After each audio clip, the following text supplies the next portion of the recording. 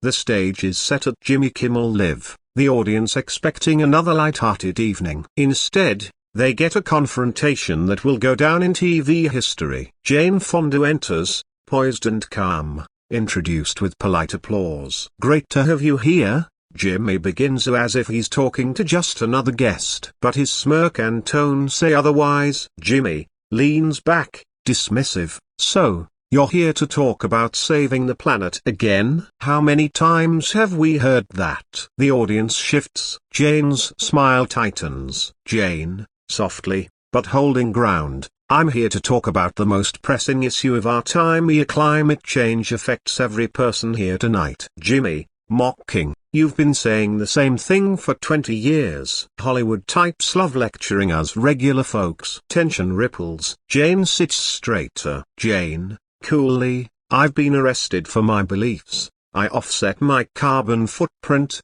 I've donated millions. This isn't about lecturing, it's about survival." Jimmy scoffs. "Jimmy, you flew private and now you tell working families how to live. Isn't that a little rich?" Jane's composure cracks momentarily into steel. "Jane, I don't own a jet, Jimmy. And this isn't me, it's about our children's future." Jimmy rolls his eyes. "Jimmy, yes, I think of the children. You're not staying relevant acting anymore, so now you go climate." "What's next? Crypto?" The audience grows uneasy. Cameras shift. Jane, leaning in, measured fury. "I protested Vietnam when it cost me everything. I fought for women's rights, civil rights, the environment. And that photo in North Vietnam, it was staged without my knowledge. I've apologized." Jimmy, cutting in, "Hollywood elites playing revolutionary. What about real Americans fighting and dying?" Jane's face flushes. "Jane, you call it treason, I call it witnessing war firsthand. I spoke truth when it mattered." Jimmy, "Come on. You were in a propaganda photo." Jane, rising, "I've devoted my life to this country's promise, not its crimes. And I will not be questioned by a comedian who's risked nothing but a bad review." Silence falls. Jimmy's facade begins to crack. Jimmy, regaining footing, "It's a comedy show,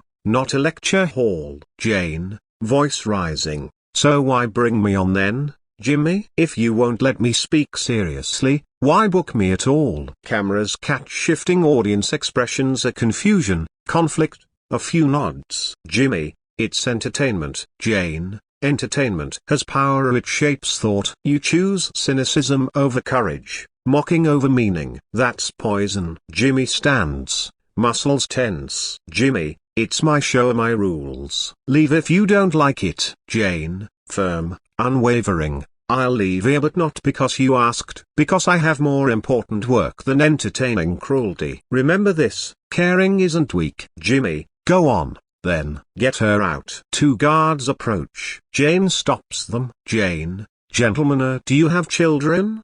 Do you care about the world? This isn't about me, it's about honesty in our conversation." They hesitate. The crowd is still. Jimmy, shouting, "Just get her out." Jane grabs her bag. Jane, to camera, "Remember tonight when someone chose greatness over smallness, when someone refused to be silenced. Think twice before accepting division and cynicism as the norm." She pauses. Jane, softly, to Jimmy, "Jimmy, find something worth more than ratings before this show disappears." With that, she walks off. The studio falls silent. Jimmy, at his desk, is speechless, a persona unmasked, a legacy challenged.